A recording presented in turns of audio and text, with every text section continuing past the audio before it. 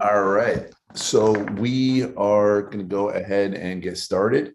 Thank you for joining the Trauma Informed Care Task Force. I know we have a lot of folks jumping on right now. Today is January 5th. It is 2023. A new year happened, so happy new year to everyone. Very excited about our guest speaker this evening. Very excited to be back together in the new year, but did want to start on a more somber note, and just acknowledge the 5 children that were shot yesterday, and the 1 young person who was killed. And if we could maybe just start with a moment of silence for them.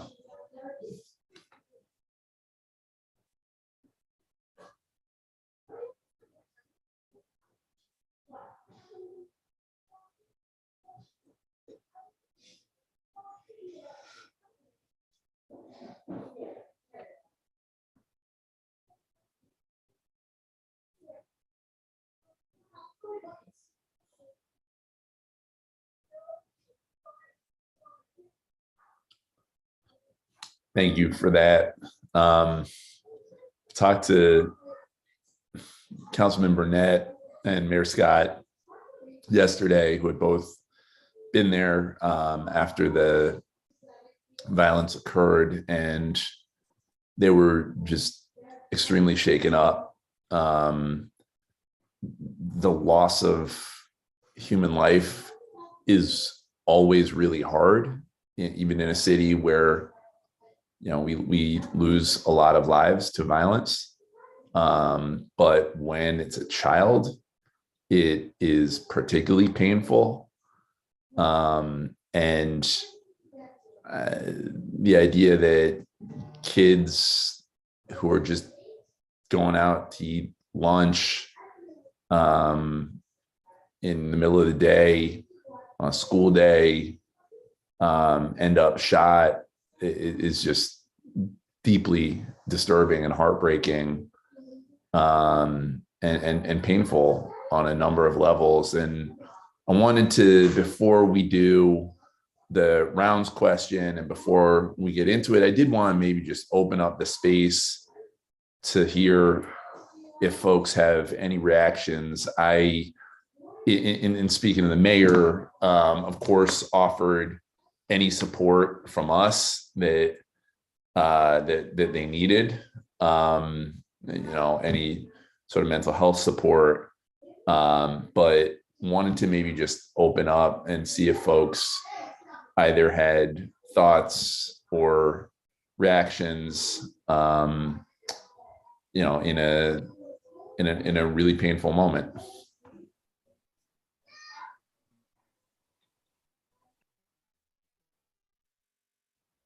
I just have a question of I had a conversation yesterday, but also asked some other tragedies, and actually has been working with some HBCUs and other things, is that after tragedy, sometimes we shut down. And I understand that even the teachers and the staff, and they're all people too, but if we see schools as sort of rallying points and safe points, when we close them down and shut down, I think there's a missed opportunity to build something as opposed to send people home. And we're also sending them home to some of the parents are stressed, they're scared. And so we're sending the kids back out into a community that's traumatized, and instead of sort of bringing them together. I do think there's a missed opportunity there to build something in reaction to it, as opposed to just react to it. And I'll tell you, there are other things that we're doing a lot of in response, but this is what I've always said: what are we building when things are going well, as opposed to responding when things are broken? I think we continue to almost foster that cycle when we don't promote what's going well.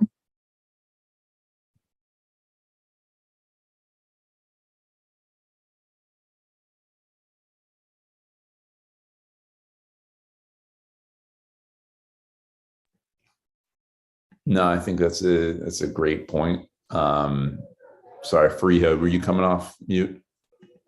Oh, thank you so much, Sleep. Um, I think this tragedy really just has like really shaken Baltimore every single time something like this happens. It just reminds us that this is not normal. It's not normal for school-aged children to just be leaving the campus for lunch, just nutrition to nourish themselves and never make it back. It's just not normal. So, I'm really hoping that in the wake of this tragedy, we can come together and find a way forward that really addresses not just the gun violence and community violence, but really looks at the root causes of all of those from a trauma-informed care approach.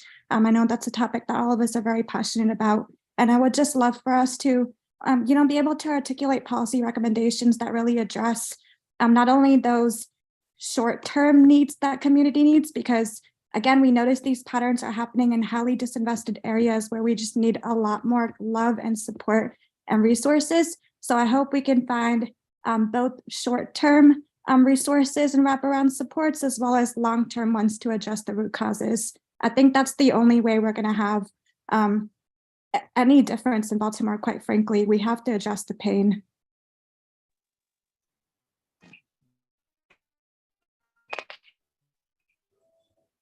Yeah, picking up on that, because I think you're right, supporting the students at that school, but I've been in touch with a number of people that had groups of young people yesterday afternoon. And, again, there's a lot of commonality across all the 16, 17, 18-year-olds. There's a lot of kids who either go out for lunch or other kind of things. And I think we need to, really think about as a city, and as the last person just said, these are things that affect lots of people.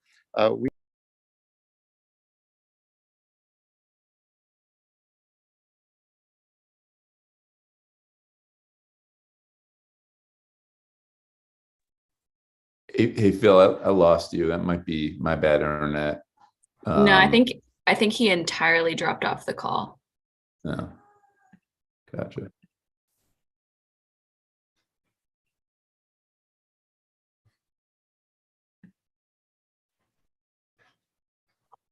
Yeah, I it's always so hard to know what to say, as it feels like this is like here we are, yet more tragedy. But I think really building from what both Dave and Freya are saying in different ways is I hear Dave's point about not closing the schools. I do think that those campuses need to have already been places of community and healing, and that's not the case in every school building, right? And so I think part of the building, part of the prevention, part of the response is also really our school buildings should be that place of safety and community, and that place where it feels natural to show up to after some sort of tragedy, and I think that goes to that deeper, the wounds that need to be healed in the city to really be able to move forward.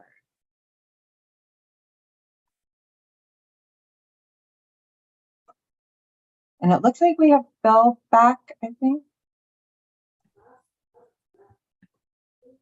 Yeah, hey, Phil, if you're back, we lost you midway through that thought. If you want to pick it back up.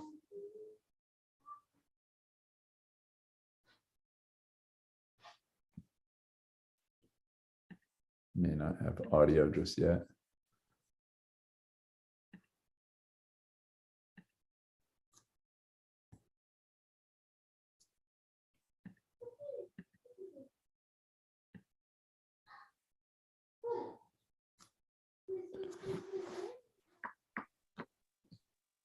Sorry, keep getting dropped. I think all saying the same thing, and I think it's why the task force is so important in that these aren't incidents that are affecting 3 people, 5 people, even 30 people.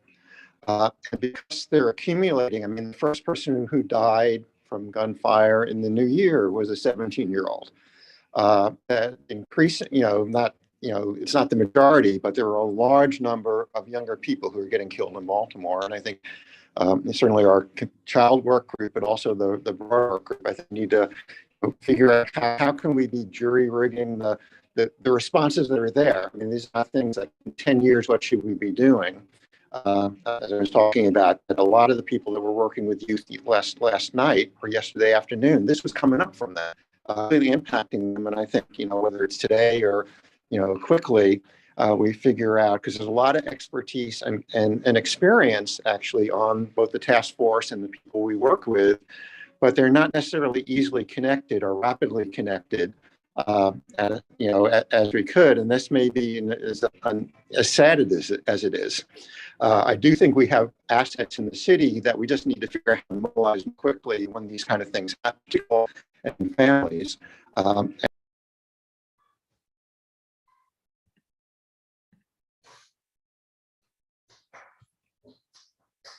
no, I think Phil got booted again. Anyone else want to jump in before we keep moving?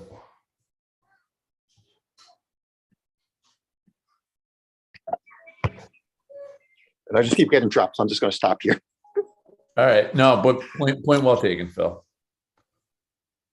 I guess to me, in conclusion, I think this is in some ways why we exist, both to be preventive and proactive, to Dave's point, and also to continue to respond when crises occur, and to, by hook or by crook, just make the city really grapple in a deep way with trauma, with our mental health crisis, with violence, with systemic racism. I mean, I think that is the power of this task force, is through policy, like Fariha said, and through relationships, like Phil said, to be a network that can stand in the gap. And I think it can feel, I know I've felt at moments just very overwhelming when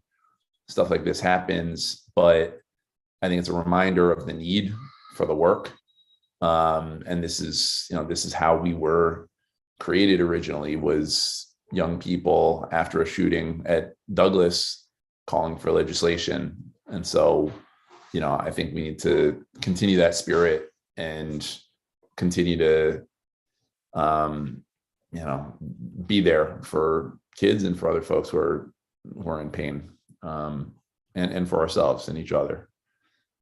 So with that, on a lighter note, Franny, can we do a quick round the horn?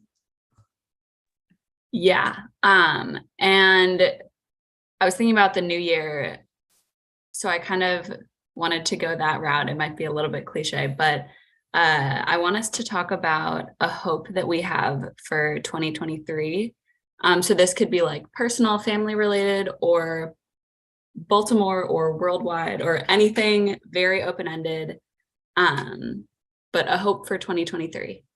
And I'm going to send us into rooms right now.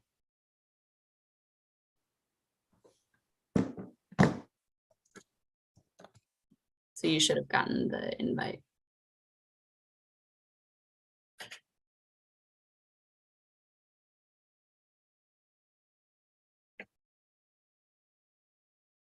And let me know if you're having issues getting into the breakout room.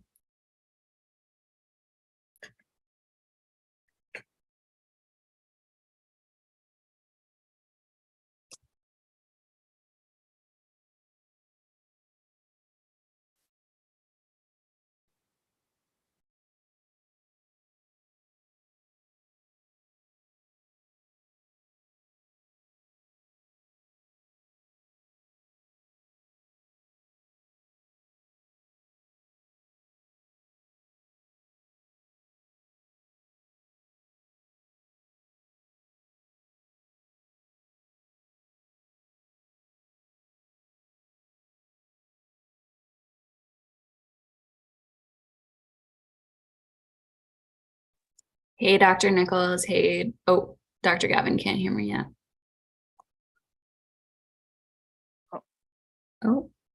You can hear me though, Dr. Nichols. Hi. Yeah, hi. How are you? I'm well. How are you? Good. I for some reason have difficulty connecting on like the link that's sent out. So I'm Oh. sorry Oh for the yeah. delay. I wonder, that might have been my fault. If it No, was I the don't one think that I went it's to your email. fault. I don't think Okay. it's your fault. I think there's like a weird glitch with I have to copy it and paste it into my Google Calendar, and that's the best way for me to connect. Gotcha. Because I have it on my work Outlook. I have it, you know, the link that was dropped in the WhatsApp last time, and none of it was working for me. So That is so I'm weird. here now. Hi. Sorry I'm late. No, you both came at the perfect time. We just went into breakout rooms. And the question is Oh, okay. pretty broad. It's what is a hope that you have for 2023? So it could be like personal, family, Baltimore, the whole world. Any hope that you have for 2023? Can I send you guys in? Oh, okay. All right, here, let's do this.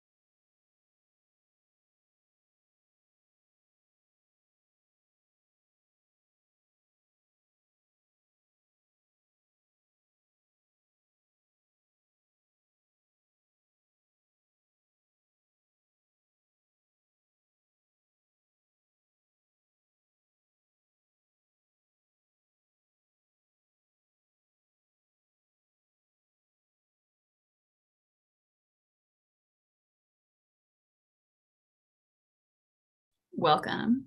Thank you. I think everyone else will be joining us in like 20 seconds.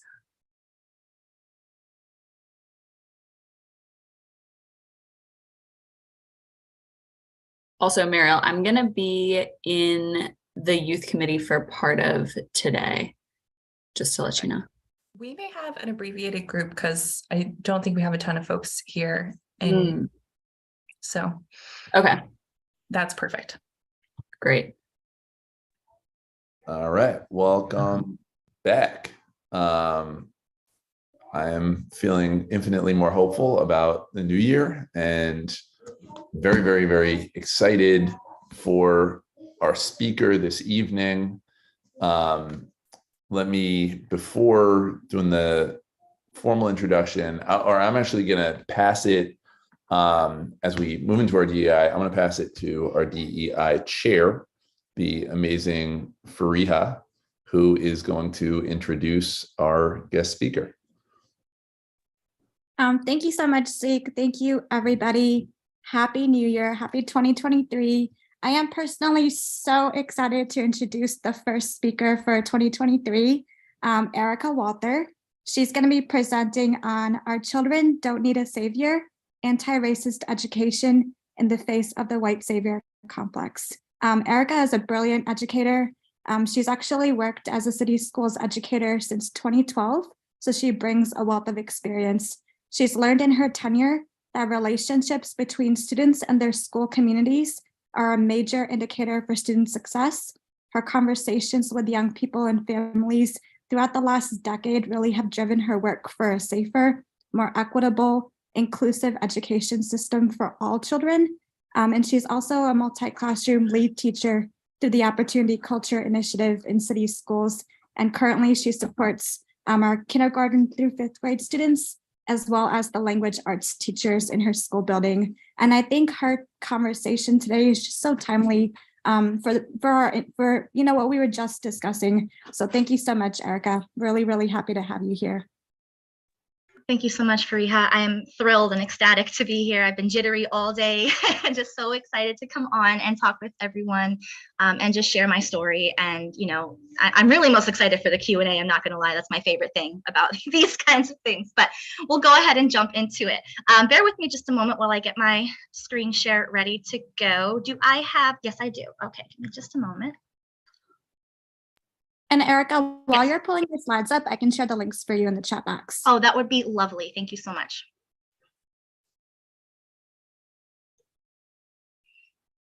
Okay, can you all see my slides okay? Just give me a thumbs up if that looks okay. Fabulous. Thank you so much. All right, so we're going to go ahead and jump right in.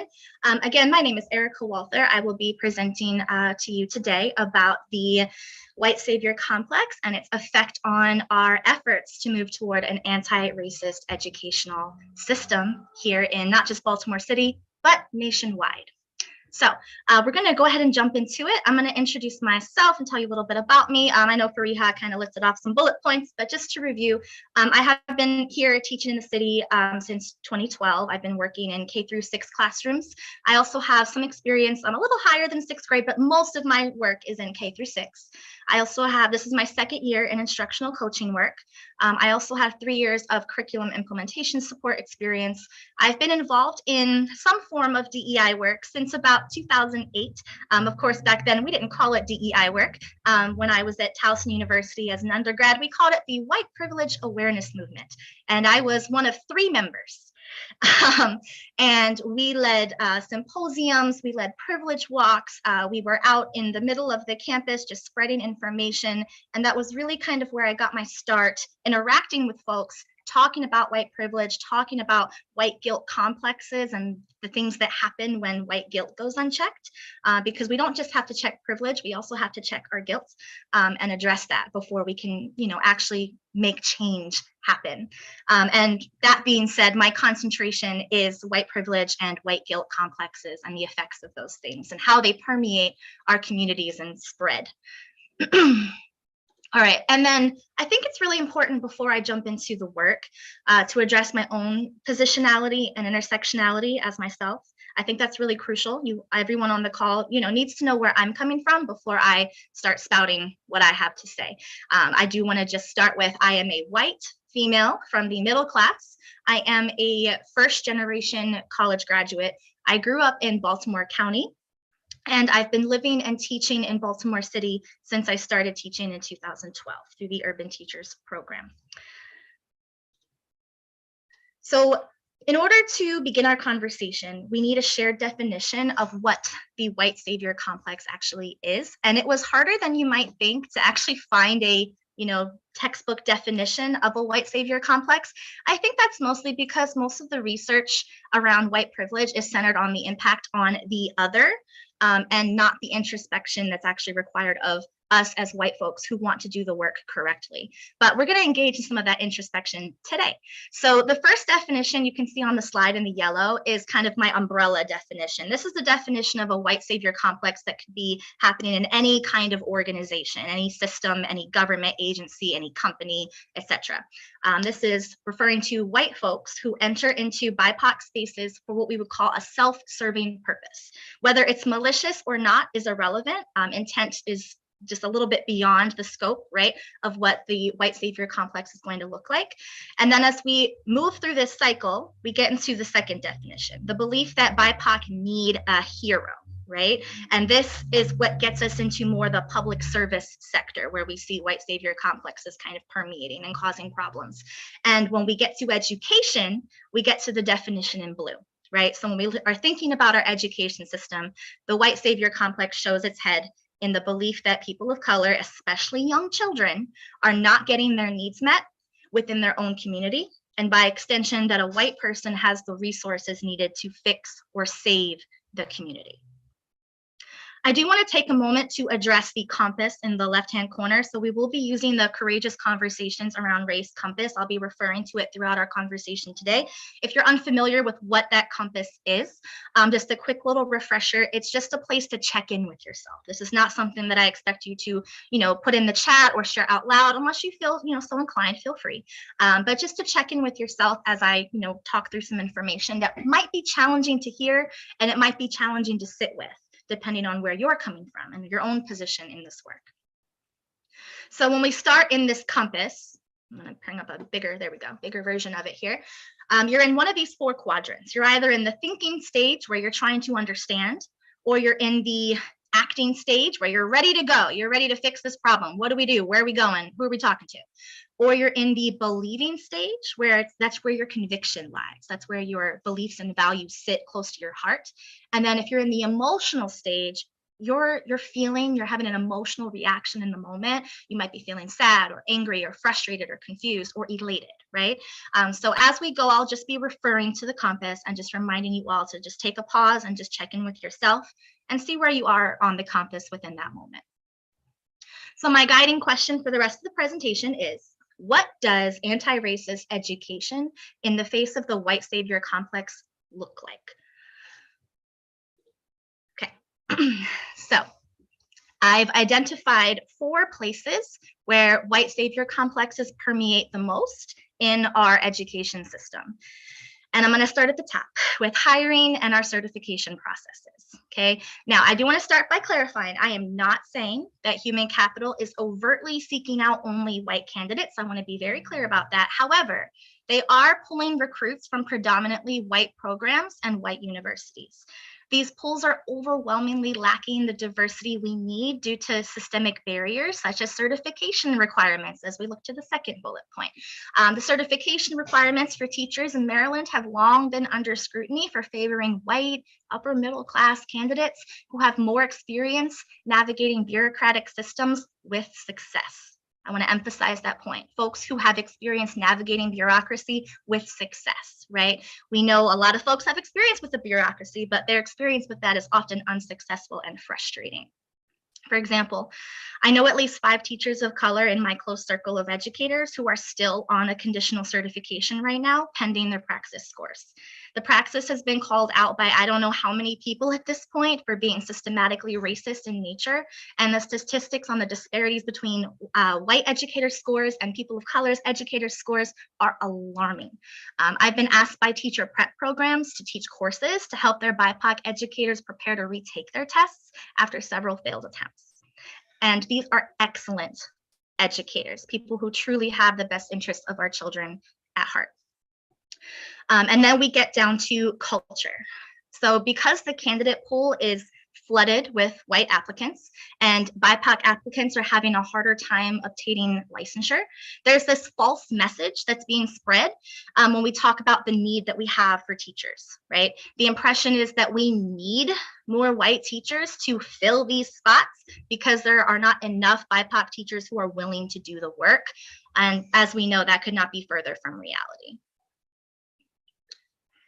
So this image right here is to demonstrate the effects of the policies I discussed on the previous slide.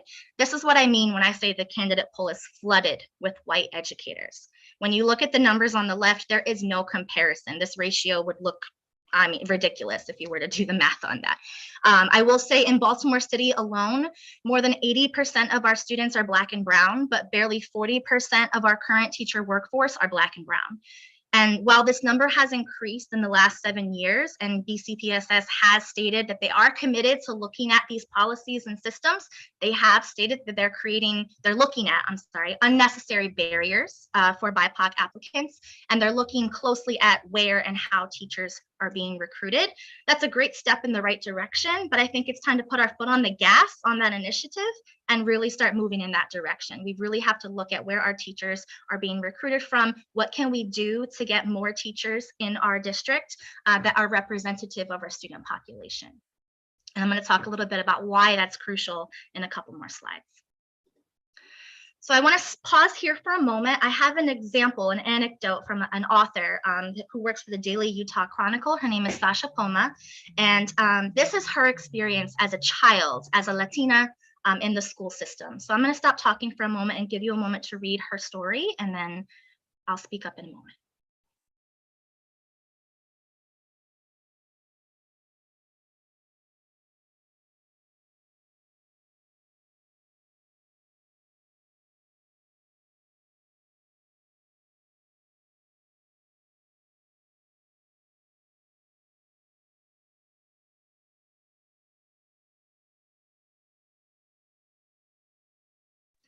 So as you finish reading Sasha's story, I want you to check in with yourself on the compass and see, are you trying to understand where she's coming from?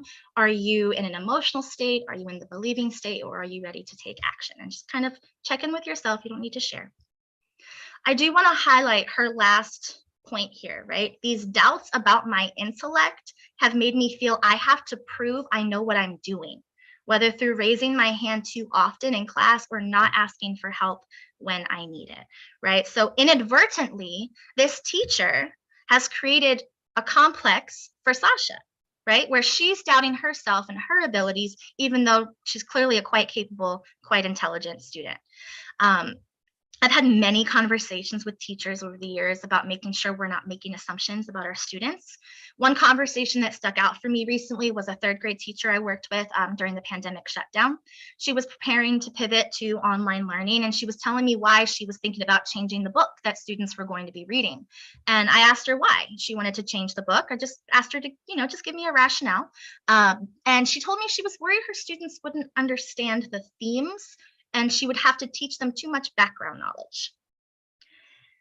So I sat there for a second, and then I told her 2 things. 1, we should never assume that what students can and can't do before we let them experiment on their own.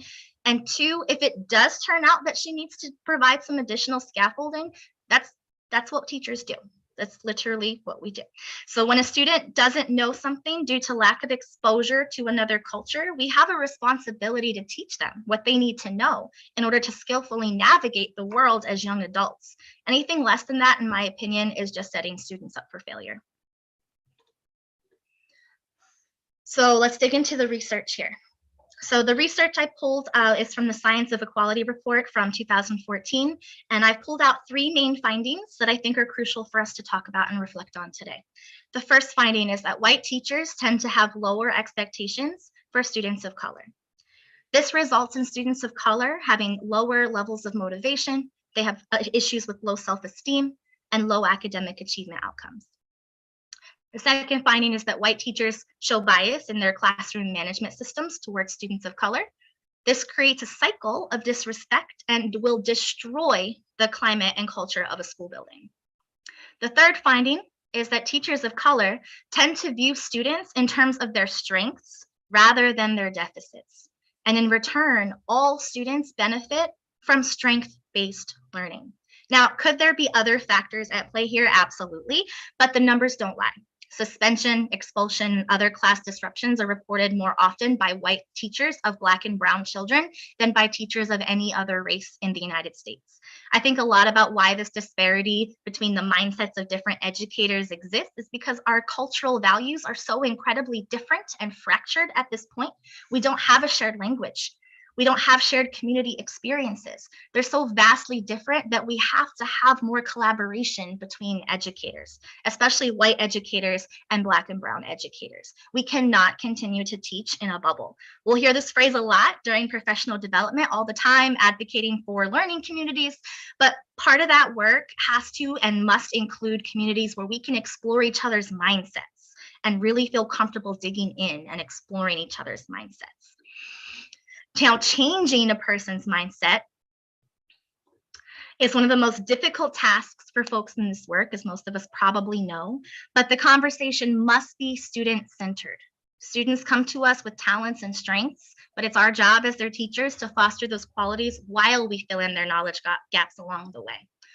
So the harm in all of this results in the findings that you see on the screen here. The first one is lowering grade level expectations for students of color. What does this look like in classrooms? I hear this all the time. These kids can't do this. These kids will not be able to do that, before we've even given them a chance to try, before we've even given them any kind of assessment to see what skills they do have. This results in lower test scores and low motivation to increase test scores. The second one is inequitable educational experiences. Students get different opportunities and expectations for success based on what school they attend. I'm sure everybody on this call is aware that things will look very different depending on what school you walk into in this district, right? And what students experience is vastly different as well. How many field trips do they get to go on? How many extracurricular activities do they have access to? How many resource classes do they have access to? Does their school offer music or dance or, specialized classes like speech and debate, poetry, literature circles? And the most harmful fracture that I see in schools is focusing on our students' deficits and disregarding their strengths. This will hinder their short-term and their long-term academic success. It's going to amplify the wealth gap over time, and it's going to continue to perpetuate racism through our educational system. And then the final one is curriculum violence. So curriculum violence refers to teaching students a lesson in a way that creates some sort of a traumatic experience for a child. And that trauma can be a microaggression. That trauma can be something more overt, like when we see the teachers who have students dress up like Native Americans or dressed up like slaves and slave owners.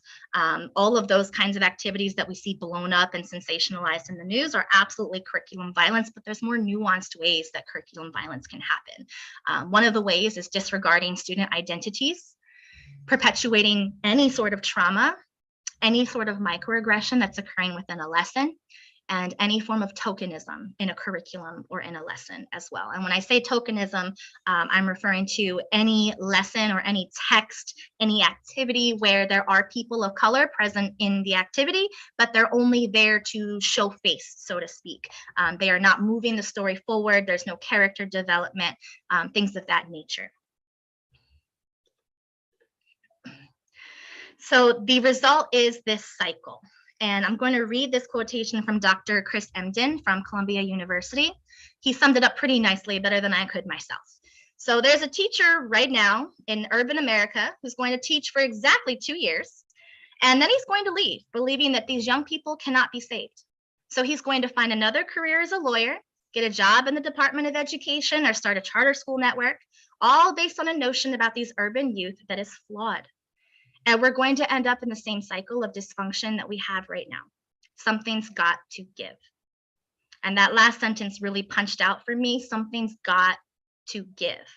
And standing here as a white female educator who's been in this work for 10 years now, I will say something absolutely has to give. I cannot tell you the number of interactions I've had with colleagues, the number of times that I have, felt after a meeting that I needed to follow up with someone because their mindset came through in the meeting, and I find it problematic for children. And it needs to be addressed. So what can we do? I've divided the responsibility into 3 categories. The first one is what the educator needs to do. The second one is what we're looking to our school and our district to do. And the third is what we're looking to our state and city legislators to support us in doing. So for the educator, we need to start by examining our beliefs and values about our students. We need to find ways to build more authentic relationships with students and families. The easiest way to do this, in my opinion, is to start centering trust and mutual respect in your classroom community instead of compliance and silence. You also have to be ready to do the work.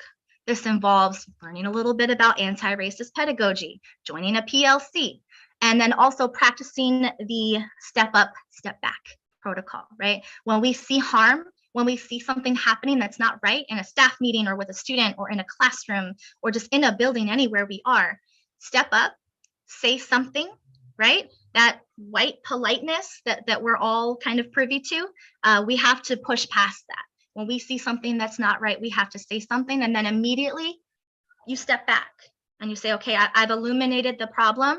Now, what are we going to do as a community to solve this problem within our school system or within our school community? And we have to be comfortable as teachers examining curriculum critically. Now, this one's tough because there's a culture here in the district where teachers have, just traditionally just felt like we're not trusted professionals enough to look at curriculum and make informed decisions about the curriculum that we're presenting to our students.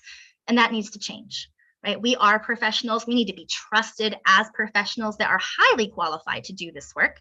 And if we are looking at a curriculum and saying, hey, something is not right, we should have agency to make a decision. For our school and our school district, we need spaces for educators to self-reflect. We have to start engaging in crucial conversations about this work. It doesn't have to be this big elaborate initiative with a whole separate group of people planning things. It can just be a space, a designated time, a designated day. And I have some thoughts about that in just a second. We also have to remind ourselves that, as a school district, we need to be auditing our curriculum systematically, thoroughly, and on a regular basis. All of our curriculum, not just our English language arts, not just our social studies, but all of our curriculum, because there's little sneaky ways where little microaggressions are sneaking into math problems that I've seen, and things we're sending home for homework. We just have to be very, very careful and strategic with how we're looking at our curriculum. And then for our city and state legislators, what we need support with here is we need tailored PLC-based professional development. Right now, we've kind of got this piecemeal kind of choose your own adventure professional development system going on where you go in and you pick your sessions for the day and you log on and, at the end of the day, you're done. But there's no work time within those days for any kind of PLC work. That's always something that we say, if you want to be in a PLC, you have to find time for that outside of what we're doing. But I think that work, that professional learning community, needs to be the professional development. I also think that we need to evaluate the impact of school family council district-wide. We know that school family council is a requirement for all schools, but what that school family council looks like is going to vary across all of our schools, as many of you, I'm sure, are very aware of. And we need to invite both our experienced educators and families to the table, including our students. Imagine having a conversation with students, right? Think about what happened with our Edmondson students, right? Imagine a forum where our students can come forward and share the harm that they've experienced, share how their trust in the system to protect them has been betrayed. And then we have space for the adults to respond. Right? So that's just one of the ways that I think that we could really move forward with this work. Now, these questions on the slide here are the kinds of reflection questions that would be taking place during these teacher development, professional learning communities, affinity groups, etc. If you're wondering what those PLCs would look like, these types of questions would be guiding both the facilitators and participants through these crucial conversations. And the point in this is to keep our students at the center of the work. It's very easy to fall into our ego and our own emotions and forget that it's about our students. The most important thing that I've ever been told by a coach is it's about you, but it ain't about you. And that stuck with me for 10 years, right? Every time that I'm struggling with the work, I remember it's not about me. It's about our students and what they need. So the first question is, why am I in this work? This question just gives you a baseline. Why am I here? What did I come here for? And that allows you to really address your motivation in the work. And listen, we're not all perfect. Some of us might be thinking, oh man, I think that this might have been me when I started, right? I think I might have come into this space thinking that I was going to save somebody or really change something by myself because nobody else is going to do it and I can do it. And listen, when you reflect on that position and you reflect on whether that's where you're coming from, you have to acknowledge this is where I came from, but I'm changing why I'm here. I'm addressing why I'm here. If I'm going to stay in this space, I'm going to stop sitting here as a beacon and I'm going to step back and truly become a co-conspirator with you and figure out how can I support what you're doing because I don't know everything and I'm not the hero. That's the point of that question. The second question is, what strengths do my students have and how can I build on those strengths? So this one is getting at, what do you really know about the students that you're working with, right? So this is asking our teachers to really sit back and take stock in all of the students that they're working with currently and look at their strengths. So that will really catch you if you are stuck in that deficit-based mindset. That's going to catch you. And it's going to move you into a more productive way of looking at our student achievement. What are they strong with? What do they love to do? What do they love to learn about? And how can I take that and build on it, right? For example, if I have a class where my students love to move and dance and they love to make up little songs, right? Of course, I'm going to incorporate that into how they learn and demonstrate their learning. That's just a simple example. I teach 4th grade. We have a lot of fun, but you get the idea. And then the last one is, what do I know about my students' reality outside of the school building? And how can I connect more with my school community? I think the biggest shift in education has been the role and the position of the teacher as a pillar in the community. We really truly used to be the pillar in the community next to the church, right? It was your church, it was your pastor, and then it was your teacher. And we've kind of moved away from that. Teachers, they get in their cars, they leave the city, they go home, then they come back the next day, and they have very little interaction with where the students that they teach live, how they walk home, what do they see walking home, who do they interact with on their way home. And that's not from a place of judgment. It's literally from a place of, do I know what my students go through when they go home? Do I know where the layout of the community is and where the needs are within that system? So that's going to create a system for educators to really think through, well, what can I do to become more invested in my school community? I'm very fortunate to teach in a school where our school community is very close knit. Our, parents are always in the building. Grandparents are always volunteering in classrooms. I mean, every day we have a whole little troop that comes on in and we love them dearly. And I think that's one of the reasons why my school has seen so much success, because we truly do have a very integrated community system of support within everything we do with our students. So I'm going to leave us with 2 main points before we open it up for Q&A. The first one is just some food for thought. This is kind of my reflection on this work and where I land. Our children don't need someone to come and save them. They just don't. They need teachers to believe in them. They need teachers who are committed to fostering their self-esteem, their self-worth, help them discover their strengths and develop their talents. And we have to have a more aggressive, equity-centered pedagogy. We have to fight as hard as we possibly can for equitable experiences for all of the children in our district, regardless of their race, background, zip code, or even what side of the street their house is on. And then my final thought for you all today, before we open it up for discussion, is a lovely quotation from Lilla Watson. She's a Murray activist, a member of the Aboriginal community in Australia. And I'm sure many of you have seen this quotation. If you've come here to help me, you're wasting your time. But if you have come because your liberation is bound up with mine, then let us work together. And that's truly where I see this work being more meaningful. We have to work together. It's not me, it's us. And with that, I want to thank you all for listening, and I'll open it up here for questions. Everyone, please give Erica a big round of applause. I really, really appreciate just the critical reflection and journey that you took us on tonight. This was a really timely topic. Thank you so much. And I wonder, what questions do people have for Erica? You're welcome to hop off mute and say it out loud, or put it in the chat box or raise your hand, whatever works best for you.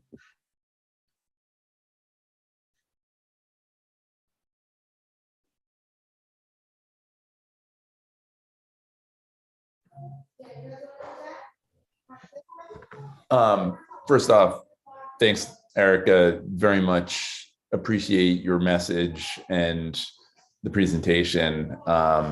Really, really thoughtful. And I will say, as a white former educator, definitely have grappled with a lot of the questions that you raise, and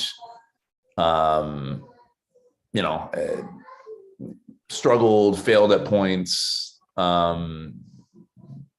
complicated, hard stuff. I guess one thing I'm sort of interested in, I'm trying to articulate this question, but there is this national backlash right now against critical race theory, right? And against like Oh yeah. not acknowledging systemic racism, acknowledging bias, acknowledging privilege, like all of this is being politicized by folks on the right in a way that is just sort of very intense. And I don't know, I don't think it shows up as much in like Baltimore per se, but certainly in other places in Maryland.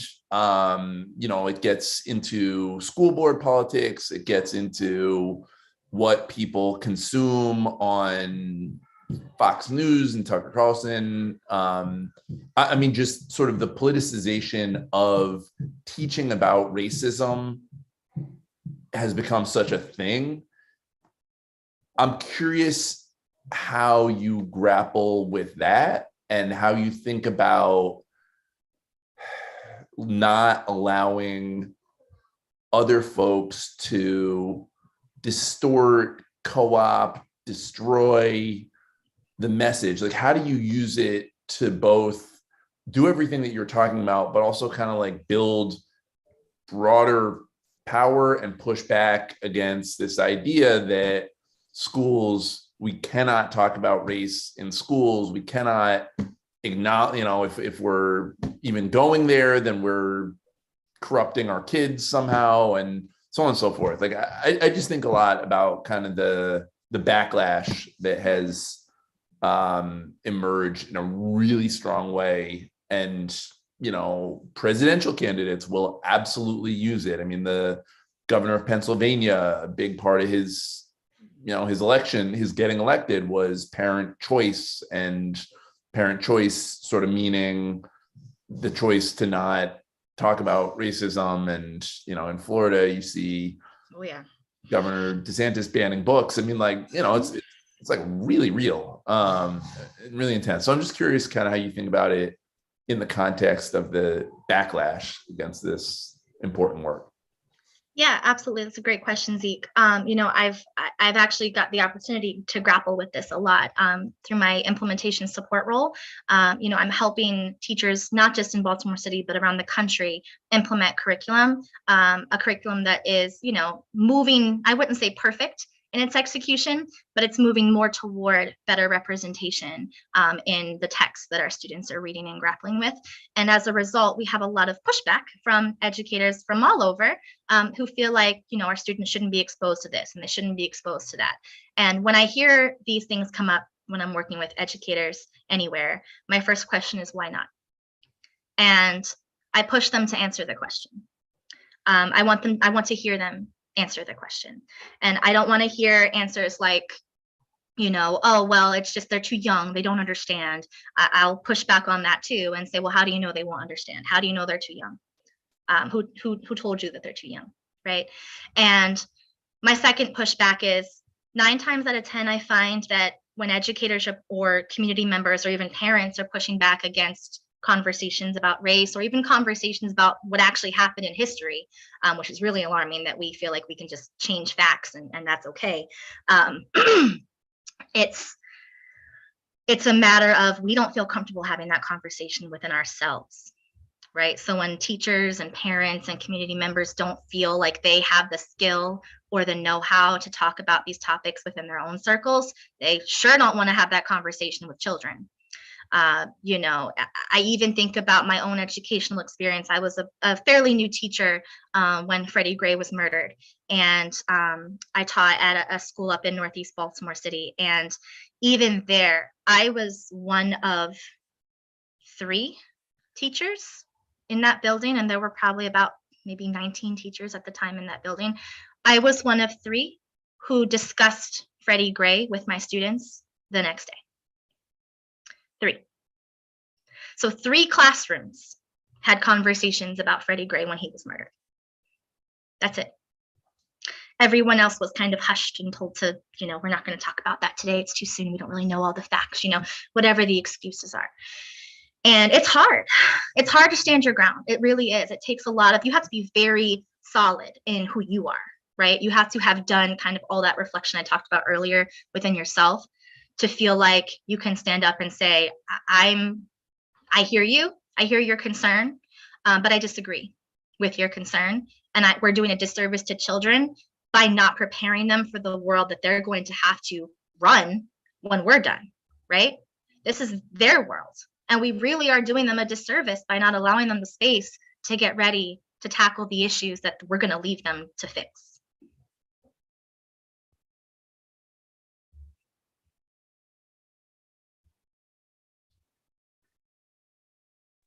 I had a quick question about textbooks that are used by educators, just related to the same idea that Zeke's talking about, just how there is this pushback against history and what is the truth of history, and what people have been learning more and more over time is what the books, who writes the history books, really has a lot of influence on how history is being taught by educators. And I was just curious how you see that operating in Baltimore City, and if there's been like movements to replace textbooks, update them, like more investigation as to who's writing these textbooks, and what are the sources we're using to educate our children. Oh, yeah. Well, one thing I will say, I have to give our district their props when it comes to this topic. They really have kind of, jumped on this one in the last few years, especially with social studies. We got some more work to do in other areas, but with social studies, we realized that our students needed a curriculum that reflects their experiences, that values their experiences. And the district actually has created their own curriculum for social studies, the Be More Me curriculum. And I love it. I love it. I think it's absolutely fantastic. It gives teachers enough to kind of work with without dictating exactly how to teach the content, if that makes sense. So it's moving kind of away from like, here's our textbook and we're going to look at timelines and we're going to do this and and it's more discourse. How do we talk about this, right? I was in a first grade classroom and students were looking at the former slave of George Washington and how she escaped and went to live a very successful life in Massachusetts and had a family and had a career and learned how to read and taught her children how to read. And, I was like, wow, I was excited that our first graders are getting to learn a different version of history. And one of the questions actually asked them to reflect, knowing what you know about our first president, do you think that he was a great man? And it asks them to reflect on that for themselves, knowing what happened to the people that he enslaved, right? They decide what the impact of that action was, what the impact of that system was. And I think that's really powerful. And that's just an example of one I saw, a couple of weeks ago. But I think in terms of social studies, we're moving in the right direction. I would love to see that curriculum expanded just a little bit, but we're working on it. And I think in language arts, we're also moving away from textbooks. We're moving more towards text-based learning. So we get a novel or a book, a short story, a play, a vignette, even a video. One of the fifth grade modules has students analyze a oral interpretation of a Native American story told by a Native American storyteller. And I think that's also really powerful. But to that point, even within that curriculum, there are still little mistakes that I think need to be addressed just to minimize and mitigate harm. For example, in that same unit where students are analyzing an oral interpretation by a Native American storyteller, the Native Americans are being referred to as Indians. And I've kind of been waiting for that to be addressed within that particular module, and I think it's coming, but it hasn't been done quite yet. So to my point earlier, even if we're moving in the right direction with curriculum, we still need to keep our eyes on it. We still need to be evaluating and auditing and asking teachers for feedback and what did they think if they see something that's harmful, we need to address it and move in that moment.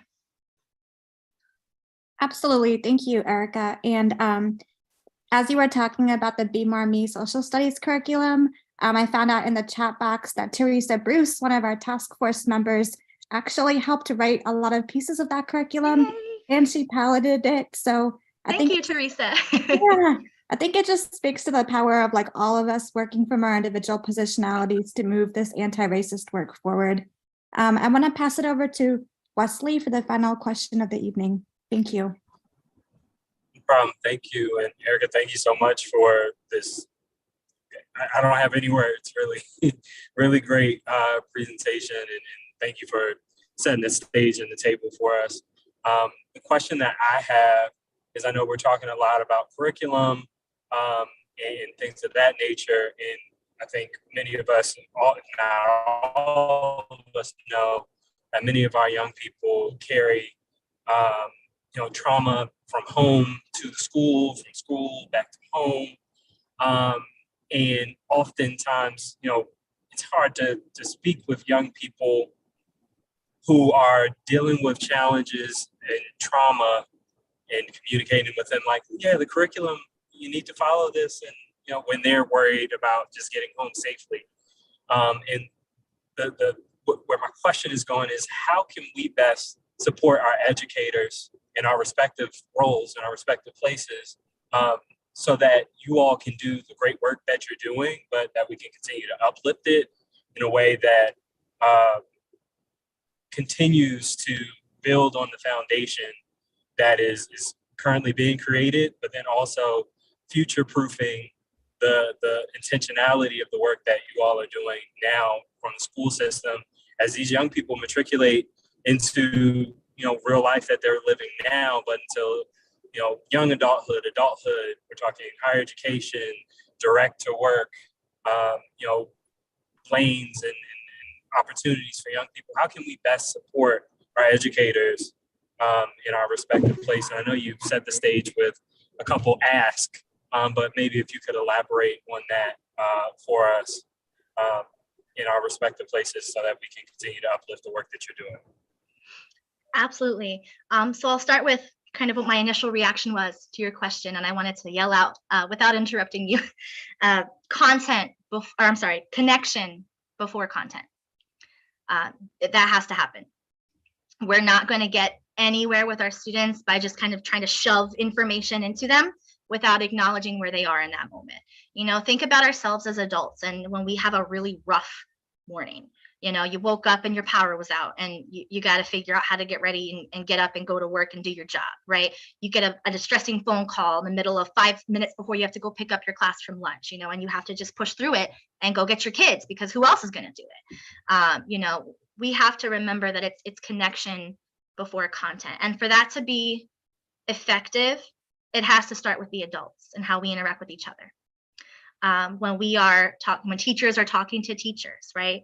We can't just jump into, hey, did you get my email? Or hey, did you see that thing? It's, hi, good morning. How are you? How was your day? How are you feeling? Hey, I was thinking about this really cool thing that we were talking about yesterday. And then you go into whatever it is, right? Just those little cultural shifts that we miss sometimes.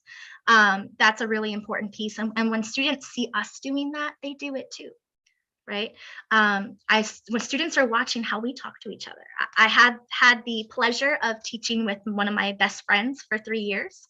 And one of the great things about us teaching across the hall from each other is we truly got to model for our students what a healthy friendship looks like and what those interactions look like. Right. And through that, we saw improvement in the way that our girls were talking to each other and interacting with one another. The things that they were concerned about started to change and shift over time. It wasn't overnight, but over time with consistency, right? I also think about when we have visitors come in, if any of you were ever in a school, right? One thing that I love that our principal does when we bring visitors in is before they do whatever their presentation is or whatever their thing is that they're here to do, she takes them around to meet all the classes. And they just say good morning. They introduce themselves. They ask the students how they're doing. They ask students, what are you into? And just that little time, that 30-minute little tour before they present to our students is so meaningful. It shows our students that the folks we're bringing in from the community to talk with you, they're not just here just to be here, just to say, hey, we did this cool thing. They're here to connect with you. They care about you. I had a student who was really struggling to stay in class for, I don't know how many weeks. And we brought in an author who presented to her just on, very uplifting, beautiful Black woman power, just trying to pour all of that love and power into her. And in that one interaction, I saw, a 180 in that child's confidence, in her ability to connect, in her ability to communicate. It's almost like a light bulb switched on. Oh my gosh, I am somebody. Oh my gosh, I matter. Oh my gosh, my feelings have validity, right? The emotions, even if I don't, express them correctly in the moment, my emotions matter. I just have to work on how I express them in the moment. And those are just really powerful little things that we can do when community members are in our building. I do want to come back to what I said about PLCs, right? We have professional development. I think we have one day, at least every other month, where we have scheduled systemic professional development where teachers go and attend these sessions from, 8 to 3 or, whatever the schedule is. And I just feel like that time is so precious. And just talking with educators and what they're actually getting out of these sessions, there needs to be discussion around where can we get PLC work in these professional development days. There's some of it happening in little pockets here and there. Some principals kind of have their own things going on, and that's great. But how do we make that equitable across the district? How do we make sure all students in all buildings, all teachers in all buildings are benefiting from that? Again, thank you so much, Erica, for just sharing your courageous attitude, your bravery, your intelligence. Just thank you so much, your vulnerability. I feel like this was a really, really powerful topic. I think it's also a really difficult topic to talk about, but you did it with just, honestly, it was amazing. You did it so beautifully. So thank you for really modeling what it looks like to live and breathe this work, not just in any one venue, but really making it like a holistic, integrated part of your daily life as an individual and as a teacher. Honestly, our students are so lucky to have you as their teacher, and our teachers are so lucky to have you as their instructional coach. So thank you for just dedicating all of your time and energy to Baltimore City Public Schools. Thank you. Yeah, you have so much love for you in the chat box. So you're definitely welcome to stay on for the remainder of our meeting. We're even going to hop into subcommittees, and you're welcome to join us in one of the subcommittees. But definitely check out all of the praise and just reactions that people are sharing in the chat box. And again, everybody, please, please, please give one more huge round of applause to Erica. Thank you all so much. I truly appreciate being given the space and the time to talk with you all this evening. Thank you. Yeah, and in addition, I want to say this, Erica. One, keep pushing and know that we've got your back. Like if you ever if you ever need a group of 25 plus very attractive, smart, trauma-informed people, we are at your beck and call. I think this is important work to push within our school system, and I know that Baltimore really is doing some, I would almost say, revolutionary work on this, and is not Florida, but I think it's important. And I think winning the war of ideas is really important, and normalizing these conversations. And also say that, I think as we think about trauma-informed care and our trauma-informed task force, I think we've tried to be really, really intentional in naming racism as one of the harms that is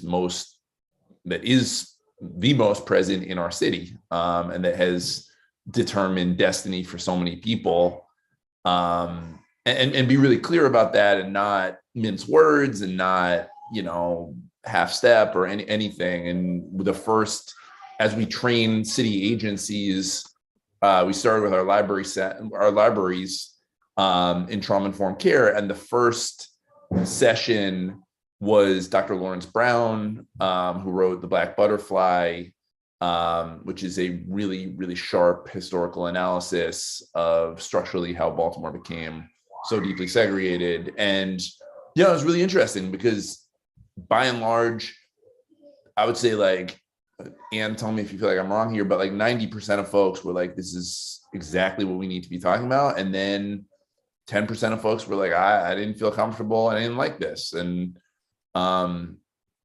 getting comfortable, feeling uncomfortable, I think is part of the thing. And, you know, and also say most of them are not here at this moment because this time doesn't work for them. So they've been meeting at a separate time, but we have a whole subcommittee focused on decolonizing trauma-informed care and really taking an anti-colonial, anti-racist perspective in the work. And so, you know, we definitely appreciate what you're doing and keep pushing it. All right. Thanks so much. Thank you. Um, Sorry, Zeke, Randy. you were just talking about the library, and that is actually the Oh, perfect. yes.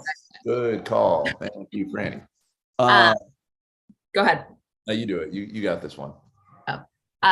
Just letting everyone know, mark your calendars. We're going to send out emails and update the calendar invite, but February 16th is going to be our next in-person session.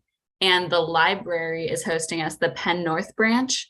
And we'll be able to dive deeper into the Peer Navigators program and hear more about that on the 16th. But again, I will email. Dan, did you have something?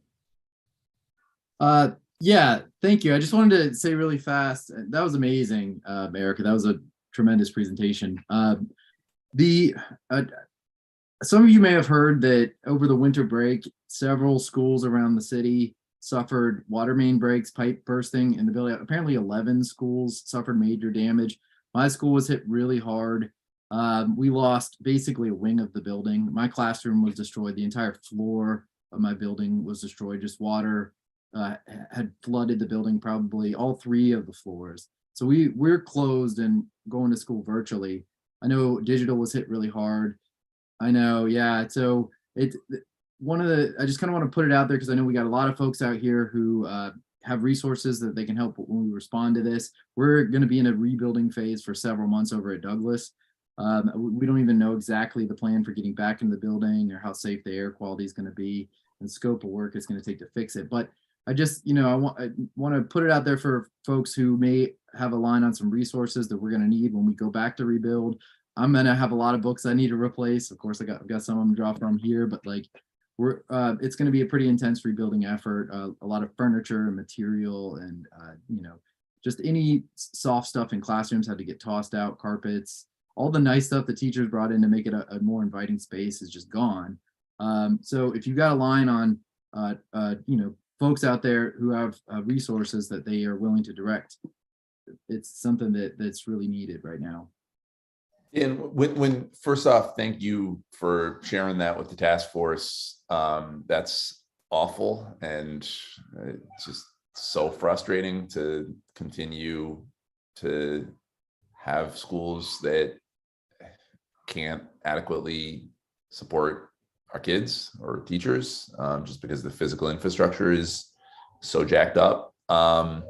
When you say resources, what specifically, like how can we support?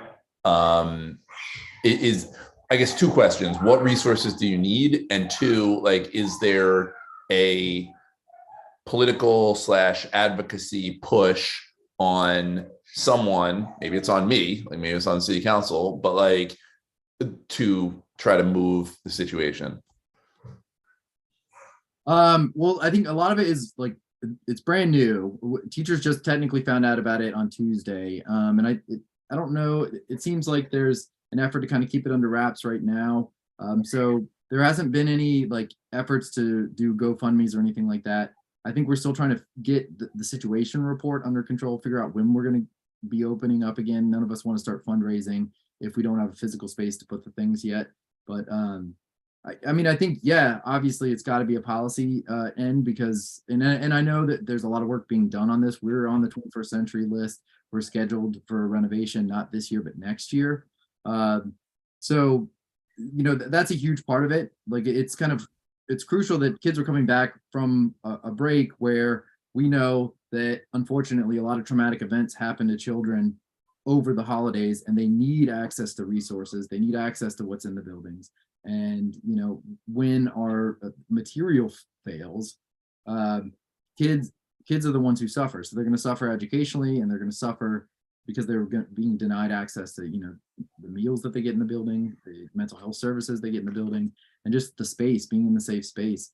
And yeah, so I think as we learn more about, you know, how extensive the damage is, like I've seen it, I've been into the space, and I know that the construction alone is going to take months to fix. Like the floors are all going to have to get ripped out. The ceilings are going to come down because they've got waterlogged. And that's for like basically 3 floors of the building.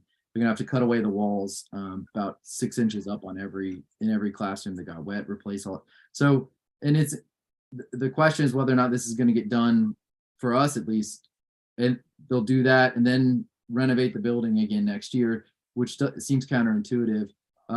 So I don't necessarily know exactly who to put the pressure on in terms of the district is working on their response to it, but it hasn't necessarily been communicated directly to teachers yet what that is. So I don't know what advocacy to put out there yet, just in terms of not, you know, there's a lot of questions up in the air. We just know that the kids don't have access to the resource, and the rebuilding is going to be crucial, and it's going to take time. No doubt. Okay. How about this? 2 things. One, keep us informed. And again, like whatever, even if it's like on me and my own colleagues, like if we got to start pushing folks, you know, let us know where you feel like that pressure needs to go. 2, if there is an immediate thing that would be helpful, like if it's, I don't know, if it's laptops, if it's whatever, let us know that as well. I feel like we collectively within this group, definitely a lot of folks with a lot of access to different resources. So if there is like anything that you feel like is like an immediate material need that would ameliorate and help the situation, let us know that as well, because I'm down to throw down for this. Thank you for that. Yeah, no, I really appreciate all the comments in the chat too. As soon as I get more information tomorrow, they're supposed to announce when the building might be open if the air is safe enough. I'll put that out to folks so we can maybe get a GoFundMe approved or something like that, just to rebuild libraries, rebuild, you know, inviting spaces for kids. Thank you all. Gotcha. Awesome, man. Thanks for lifting that up. And like I said, please let us know, do some thinking on it, and whatever you need, we're there. Okay, so apologies. I know it is late. We've only got 12 minutes left, but I thought it was important to take some time to talk about Edmondson and also to, you know, give Erica her the full floor. And I thought it was a really good conversation. And again, thanks to everyone, and thanks to Dan for the piece about Douglas. Okay, so we're gonna jump into groups. Like Franny said, in February, we are going to be at Enoch Pratt in the Penn North branch. We're going to get a whole presentation from Donna Bruce, who's of course a task force member, Tiffany Scott, and then Heidi Daniel, who's the head of the Enoch Pratt Free Library System, on the peer navigators in the libraries. I felt like it was really important because we've talked about that a bunch, but for folks to actually kind of see it in action. Especially because there may or may not be a advocacy push coming out of the policy committee, hat tip to Freehead Nika, to expand that program and bring it into more branches and allocate some funds for it. So keep that in mind. Again, Franny's going to send an email with all the details, and we will have food and it'll be fun and all the rest. And it's a great library. So just look out for that in February. All right, friends, I will see you on the other side. Yep, I'm going to open the rooms, and just know that we are not coming back at 6:55. We're going to be coming back at 6:59, just so that we can have the most of our abbreviated committee time. So if you're training, stay here. Everyone else, you will be able to select your breakout room, or you will be sent right in. Hopefully starting now. I see some people moving. But like I said, at the bottom, you can select And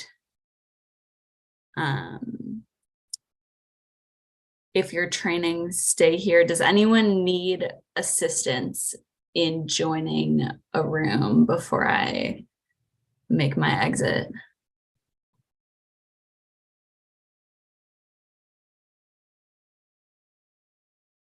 All right, I think training, the floor is yours. I am going to go ahead and join medical. Bye.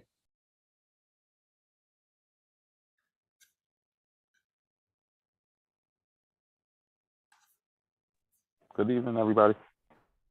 Hi. Hello. How's it going? For me, hold on. Yeah. I'm actually very fortunate right now. I'm at Archbishop Curley. My nephews are doing their interviews tonight, so they're interviewing to get into the school. So I'm blessed to be a part of that, to be honest with you. Yeah. And how are you, Dave? I am doing okay. It's been a busy kickoff to the year. So, Yeah.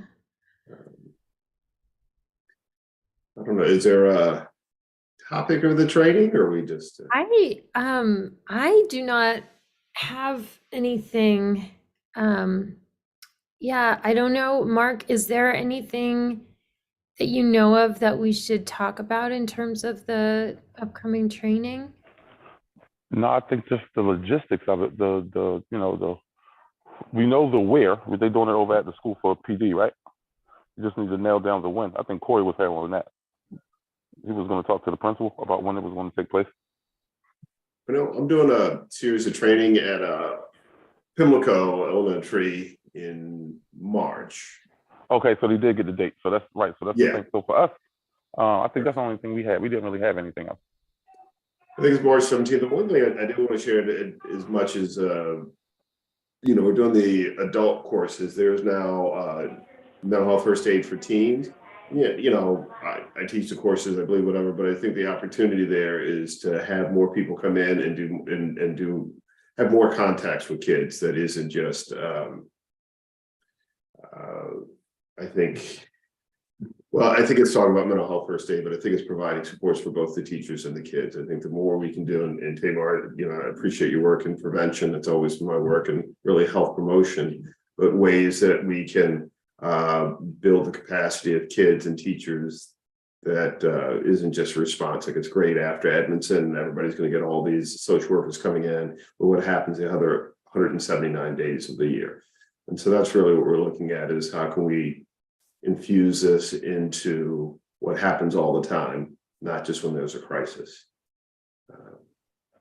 Do we need to make more connections at more schools prior to the school year ending, or we're okay with doing it at Pimlico, or is the option to do more schools?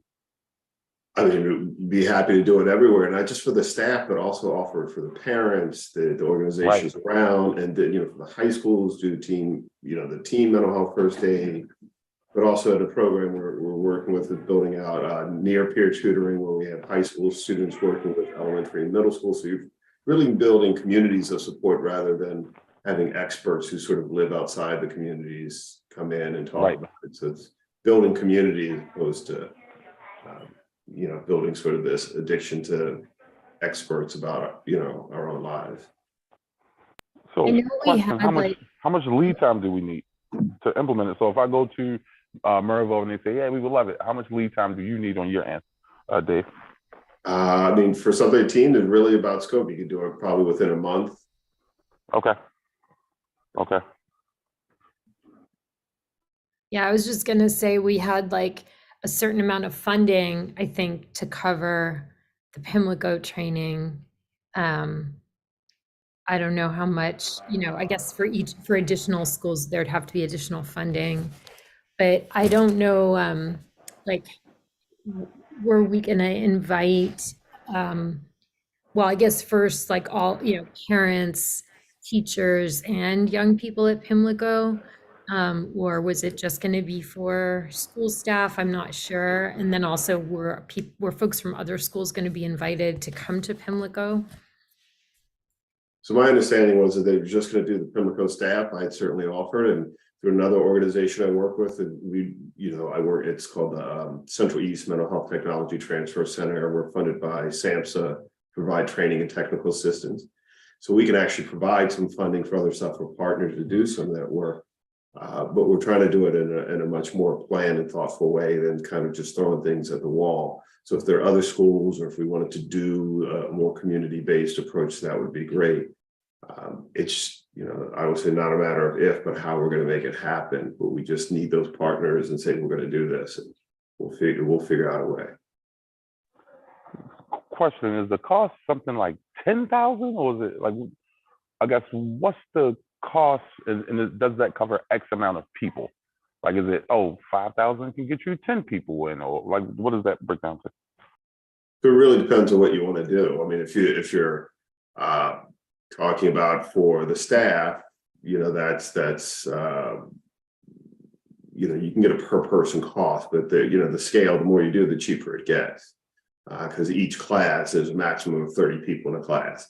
So if you have 10 people in a class, it costs you more because you still have to pay for the instructor, right? But if you get 20 or 30 people, it gets cheaper. So if I gave you a number, I'd be, making you a promise or bet that, I may not be able to keep. But if you were doing every school, that's easy enough to do. Or if you wanted to do Mervo, then you know how many students you have and how many teachers that I could do. But if you're saying, well, I'll give you this much money, it depends on a school. If you're only gonna have 10 staff show up, you're not really getting your money's worth. So I think, like Tamara said, if you wanted to open up and say, okay, we have these 30 seats. If the teachers can't want to do it, we're going to invite people within the community. And I think that's the way to go, is called saturation. So that way you're getting everybody talking the same language, even better, using the same definitions, which not only is about response, but is around prevention and health promotion. Because in terms of mental health, this is what we talk about. It's not something we do just when there's a problem. And then, yeah, I think it's a great idea to open it up and make sure that as many people as can fit in the training are there. Is it, did you and Corey talk about is it one training of 30, or it's going to be multiple? Forgive me if I don't remember, but I wasn't sure how that mapped onto the budget, how many trainings. They're going to be 3 courses going at the same time, because it just had the one day. Okay. But I talk about there are different ways of doing it that can reduce costs. Like we're doing work with all the HBCUs in Maryland, and I'm doing work with Towson and also with Howard University. Howard's really looking at having every staff member and every student trained, including the virtual students. So creating this. So if you build it into not just these individual courses, but this is what we do, then again, reduce the stigma, but also gives people that first aid training so you can step in when there is a problem. So I think, we can always do trainings, these one-offs, throw something at the wall, but a more systemic approach also addresses some of the things we talked about before, where people don't like to talk about it because it's uncomfortable, as opposed to this is just what we do.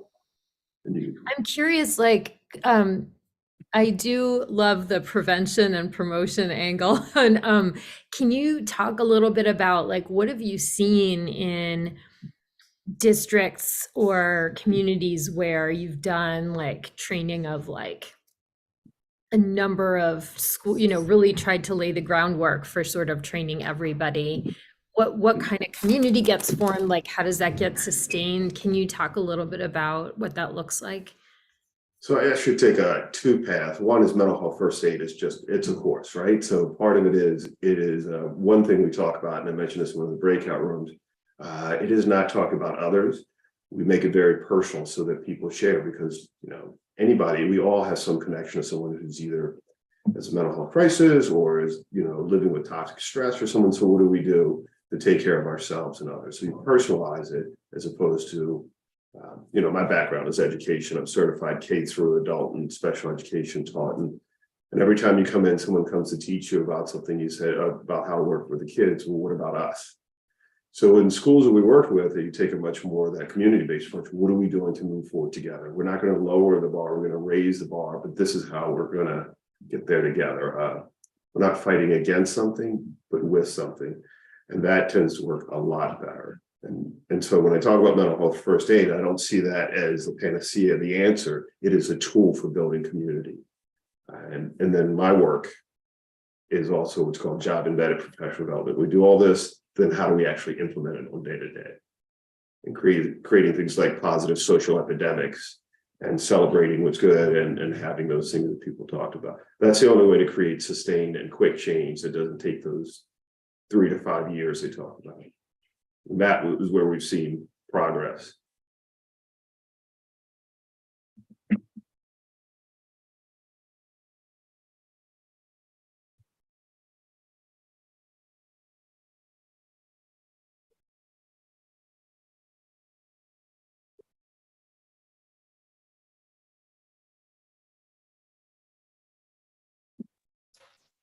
Hey friends, it is 7:01.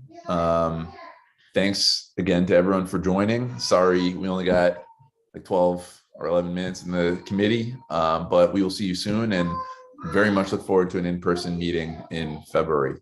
Have a great start to the new year. See y'all.